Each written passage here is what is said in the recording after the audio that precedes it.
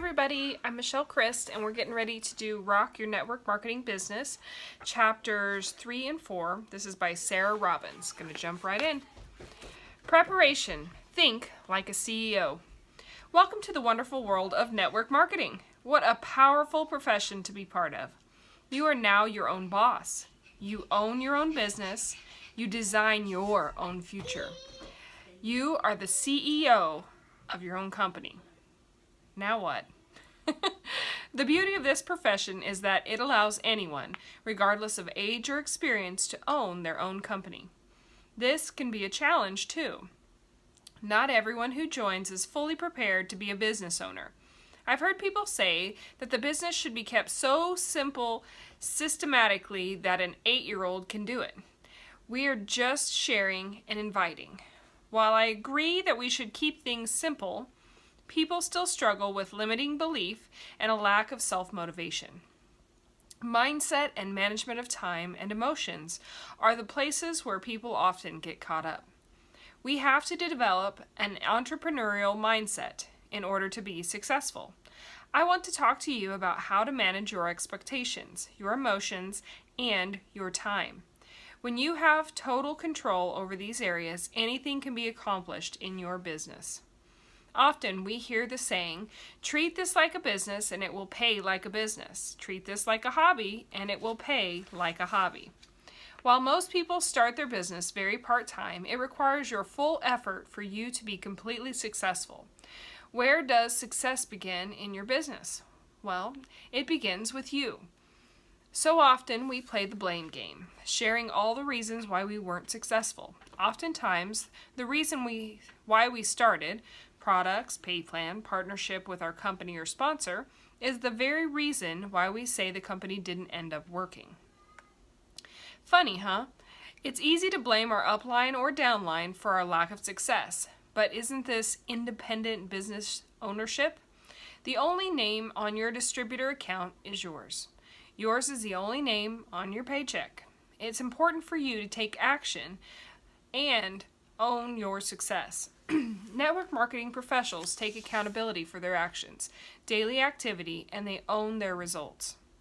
Developing your blueprint for entrepreneurial success. I started my business like most people, working very part-time alongside my full-time career and commitments. I was a brand new teacher, busy with lesson planning and preparation. I was actively involved in my church, my husband's business, and many of our volunteer projects. Like most, I was busy. I knew if I was to find success in my business, I had to implement systems and establish hours of operations in order to stay focused and make the most of the little time I did have available. I took everything day by day, telling myself, I can do anything for a short period of time to produce long-term financial freedom for myself and my family. Many of you are probably facing a full-time schedule as well. Whether it be due to your career, raising your family, or other countless commitments you face each day, it's critical that you learn how to make the most of your part-time hours so you can experience success in your business. I've heard people say, you can work business part-time, but not sometime. What does that mean? It means that with the hours you do have to put into your business, you must be planned and purposeful. You must be prepared. One of the first things most successful business owners do is establish hours of operation. Building a network marketing business is no different. It's important that you decide to set aside a minimum of 10 to 15 hours of income-producing activity per week if you desire to duplicate a larger network. If you just want to sell retail products, you can get away with a bit less. Building a team requires more. You can't conduct events, calls, and trainings in just a few hours. Busy work doesn't count towards your time. Busy work is comprised of checking Facebook, cleaning your office, calling your team to chat, or refreshing your sales report over and over and over again to see what's happening in your business. Income-producing activity consists of a few things. 1. Sharing your business and inviting people to learn more. 2. Sharing your product or service and inviting people to try them. 3. Follow up, signing people up, and getting them started. Look at your weekly planner and block out your 10 to 15 hours per week now. You must control your time, or your time will control you. You can't complain about our busy schedule, as the only person who creates that schedule is you. When setting aside your hours of operation, be sure to include time for prospecting, presenting the opportunity over coffee and phone calls, attending or hosting local meetings and events, and getting educated at your team meetings and on team calls too. If you find yourself at all overwhelmed by your daily commitments, I encourage you to look at what can be cut out, such as long phone conversations with friends, watching your favorite TV programs, and sitting on social media.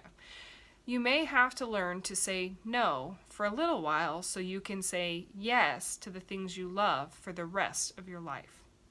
I want you to even look at where you can outsource, where it's inexpensive. When I was just starting my business, I hired a house cleaner to come every 2 weeks. Not only did it free me up from doing something I didn't love to do, it also gave me a whole extra afternoon to build my business for our future. Whatever you do, don't be swayed by daily distractions. If you are serious about your business, you will have to make some short-term exchanges to produce the long-term financial freedom and rewards that come with your business. You'll have to have laser-sharp focus, tunnel vision, and be like a dog with a bone. Don't let it go.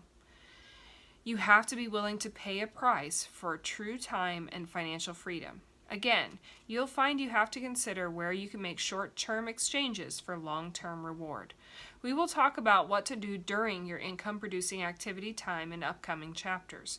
For now, I want to talk to you about another critical component to success in any business, and that is your personal and professional growth.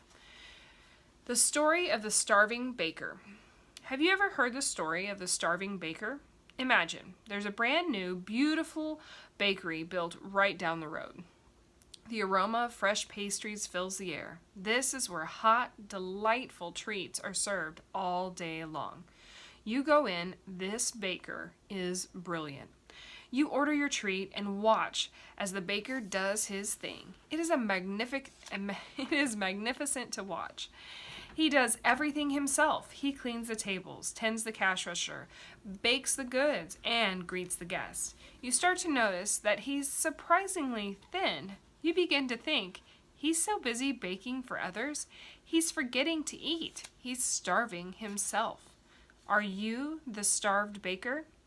Most of us are so busy that we fall into starving baker mode. We get so wrapped up in our jobs, our problems, the house, errands, and everyone else and their matters that we never push pause and take the time to feed ourselves. We feel hollow. Sometimes we feel fake. You are not fake. What you are is a starving baker. You've gotten busy and you've stopped growing. We've all been there before. Taking time for our personal and professional growth provides nourishment for our souls and it fuels our minds. It makes us more effective for everyone in our lives. We influence in our families, friends, and in our teams. If I could encourage all of you to implement one thing today, it would be to plan to wake up each day and just as you eat your breakfast to fuel your body, begin to feed your mind too. You can only go as far as you grow. I like to spend time each morning devoting attention to my personal and professional growth. It's the perfect way to power start my day and prepare myself for new opportunities. I like to end each day the same way. So I am thinking and believing positive things before my head hits the pillow. Therefore, I don't start or end my day with chaos, emails, TV, text messages, etc. I feed and fuel myself with prayer, devotions, personal reading, and professional development materials, and I listen to positive and uplifting music. I even fill the empty time when I drive listening to training CDs, making my car a rolling university.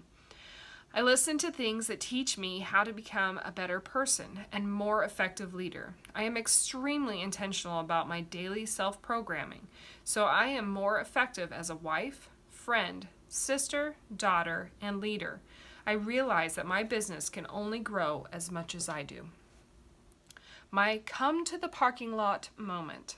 I'll be the first to admit, I wasn't always a positive person. When I first started this business, like most people, I was a big bundle of doubt and fear. I would allow every distraction to discourage and allow every disappointment to demotivate me. I had my daily I quit moments. If you too are the insert your company name here roller coaster, it's time to stop the ride, refocus, recommit, reestablish your goals, and restart. I used to say things like, nobody is joining my team, or everyone is quitting. Wouldn't you know? That's exactly what was happening. Through personal development, I learned that your words are seeds. Words are capable of bringing a harvest in your life, good or bad. My words were either going to be fertilizer to my growing dream or they would poison it. Personal development took me on a 2-year journey into a deep discovery about the power of my thoughts and words. One of the critical moments in time on this personal growth journey happened during what I call come to the parking lot moment. One day I was sitting in the parking lot in my car, waiting for my meeting to start. I got a call from one of my mom's friends, Rachel, who is also a leader in our company at the time. At the time, I was struggling with my business. I picked up the phone and she immediately opened with, "Sarah, do you want to know what's been holding you back?" I was so excited. She was finally going to give me that magic bullet to success. She proceeded, "You are doing all the right things by going through the motions, showing up at every meeting and call. Your problem is that your thoughts towards your business and team don't align with your goals for success. Your words aren't aligning either. You need to make a decision to be successful." That was one of the most honest conversations anyone has ever had with me. And to be honest, it was a defining moment in my life. She was right. I was going through the motions, but I hadn't really made up in my mind and declared I was going to be successful. That was the day I made up my mind and began to change my daily declarations, saying, I have the fastest growing team in the company. I will be a top leader and earner. At the time, it wasn't true, but these daily affirmations, when spoken aloud, elevated my belief, which changed my confidence, ultimately affected my odds, and created results. Today, those declarations are true. I became the top earner in my company. How did I go from being a shy teacher in my 20s and one of the lowest earning leaders to eventually becoming the top earner? Not because I worked harder on my business. Truth be told, I worked harder on my personal growth than I did my business during that time. I believe a large portion of my success was due to the fact that I spent 2 whole years studying the power of my words, and I was intentional about my thoughts and declarations. That's the power of personal development. As you prepare to become an empowered entrepreneur, I want to ask you, what are your attitudes about success?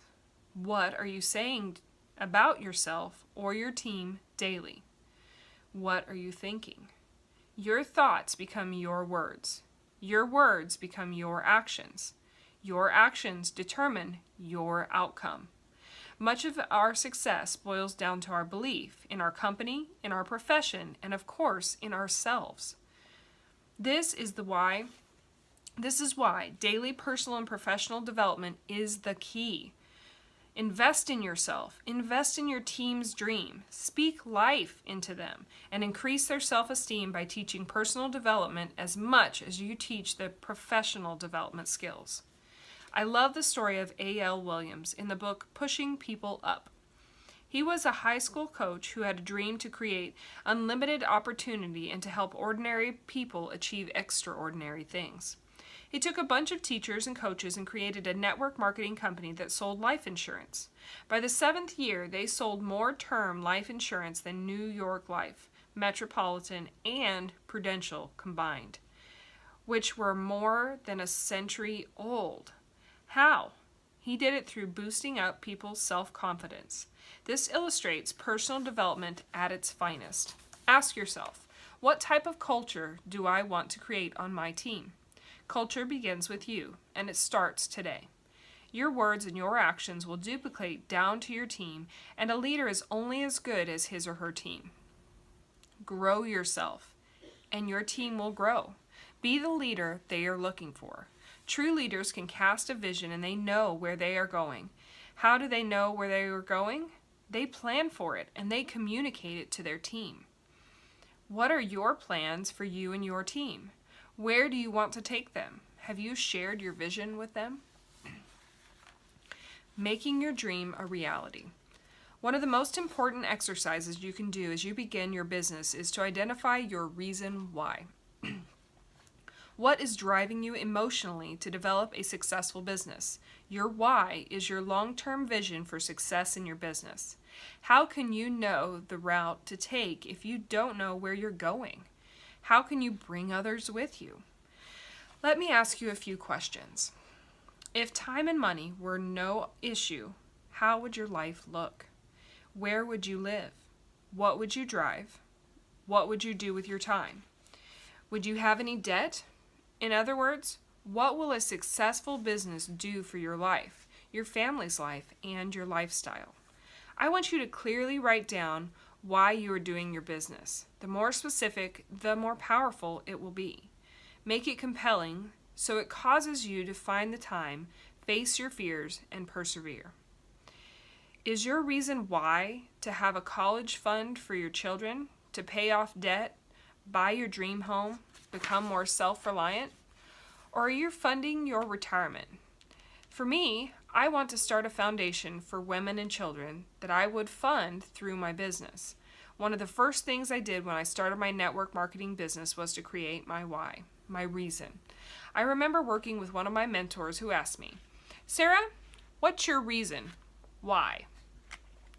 I told her, I want to start a foundation for children that is fully funded through my network marketing business. It will provide housing, teaching, and training for mothers and a camp for kids.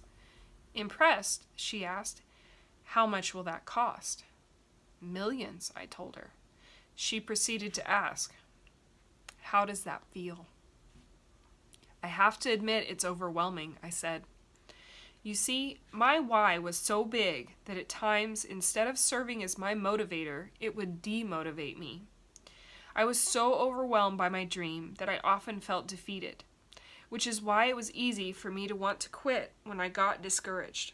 I never really felt like it would be possible to realize my dream. She then gave me the best advice, to break down my reason why into achievable goals so I could celebrate small successes on the way to my big dream. I started a separate bank account, which would allow me to put aside a portion of my check each month and do something nice for a family in need. As my checks grew, so did the impact we were able to have on others. We sent a mom's young boys to fine arts camp. We covered medical bills. We built a few ramps for people with physical impairments. We provided holidays to families in need. We traveled to India to help open up an orphanage. We were able to give money to many causes that tugged at our hearts. Now I was motivated. Now I was being driven by my dreams. I heard people in the profession say that your why should make you cry. What that means is that your why should move you emotionally and keep you enthusiastic about this business during the ups and the downs that any entrepreneur can face. It helps you to discipline your disappointments and not deviate from your mission, and it keeps you driven by your dream. Everyone has ups and downs, challenges and achievements, disappointments and success. When you are clear about your reason why, you will continue to be driven by your dream rather than fueled by your disappointments. After this chapter, please stop and take the time, I'm talking a few hours, and write down your reason why. Most people skip over this step, but I can promise you it is the most important. Craft a compelling vision for your future like a movie, as if it were happening in the present tense. Don't use wimpy words like I wish. Use strong words like I am. Don't lead with negative phrases like I am no longer shy. Make positive, strong proclamations like I am confident. Include the senses and describe your vision. What does your life look like? Your family, your future, your home, your business. Map it all out. The people, the places, and the things that are important to you. Touch on every area of your life. You will know you've accomplished the task when you read it and it motivates you and moves you. When you've completed this, I want you to share it with someone, whether it be your spouse, significant other, supporters in life, your sponsor in the business. Remember that anything is possible if your reason why is big enough. How do you eat an elephant? One bite at a time. Previously, I mentioned my why. Wasn't always a motivator because it seemed so far away. So I had to break things down a bit and focus more on bite-sized goals. Equally important to writing your long-term vision or your why is setting up short-term goals along the way to allow you to celebrate more immediate successes, ultimately paving a path to recognize your dreams. Successful people always have their next goal in mind. Goals are dreams with deadlines. Where do you want your business to be this quarter? What titles do you want to achieve? What bonus programs or incentives are you working toward? Write down what they are, when you want to achieve them, put it in your planner, and then share them with your sponsor to strategize on the how. Develop an action plan. What does it take to get there? And whose help will you need? What daily activities will you have to implement yourself and with your team to achieve that goal? One of my partners and leaders, Carrie, gives great advice. She personally recruited 18 people her first month in the business. She reminds us that what she remembers most is not the 18 people who joined, but rather the 80 calls she made that weekend. She made the weekend that she reached out to those people and set up 2 full days worth of 3-way calls with me, back to back to back to back. She coaches her team not to measure lag measures. Example, I want 2 consultants by the end of the month, but to measure lead measures instead, what you can control, your daily activity.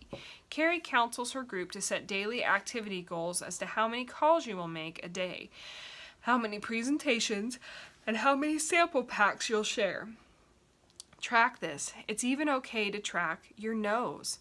Then you will start to measure the activity it took to meet your target goals, titles, and etc. Create visual reminders by posting pictures of what you're working toward. I have a goal board for all things in my life I'm working toward, and all of those things I'm praying about. You can even create a constant visual reminder by taking a snapshot of what you're working toward or who you're working for and put it on the home screen of your smartphone. Then, each time you pick up the phone for a prospecting call and it seems to weigh 1,000 pounds, it will motivate you. Paste pictures in your planners so that when you look at your planner for the long day's agenda, you are motivated to take action and forge ahead. If you are running for a trip, put a picture of the place where you can see it. If it's a company car, go to the local dealership, take a picture of yourself in that car, and post it so it serves as a daily reminder of what you're working toward. When you visualize something and focus on it, it will increase your belief and it will keep you committed. One of the keys to achieving a goal is to share it with someone, so I recommend an accountability partner. Choose your spouse or someone in the company who's committed to remaining positive, who's collaborative, and who's working towards something similar as you. Set a weekly talk time to inspire one another, share best practices, and celebrate successes. Social integration is powerful. Processing with positive people allows you to discuss and apply what you're learning. Get an accountability partner right away and start goal setting today. Track your daily activity. It's up to you to create the vision that inspires action, which ultimately leads to accomplishment for you and your team. While you're on your journey, play the part. You've heard the old saying, fake it till you make it. I want you to encourage to play the part of a successful entrepreneur. This includes setting up a professional voicemail on your phone, setting up professional profiles online, and creating professional email signatures that include a link to your website. Get business cards right away. Order brochures or samples from your company to share. Dress the part. You never know when you'll meet your next power player or where. What do you want people to think of you when they call your phone, receive an email, reply, find you on Facebook, or meet you in person? If you want people to believe that they can be successful in joining you in your business, you need to play the part. You are an empowered entrepreneur, so let's rock this. And I'm going to hold off on Chapter 4 until next time, guys.